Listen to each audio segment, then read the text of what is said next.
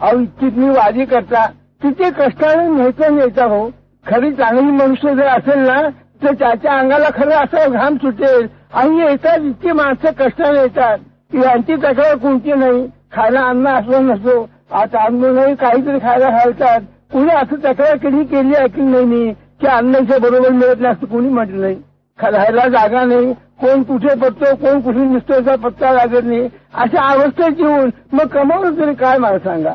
हे जर आपण कमवलं नाही तर याचा उपयोग काय होईल. तुम्ही आपण व्यवहारिक माणसं आहो. जितका पैसा खर्च करावा तितका मोबदला मिळालाच पाहिजे आपल्याला. इतक्या मेहनतीचा मोबदला मिळाला नाही तर आपण व्यवहारिक कसलं आहे.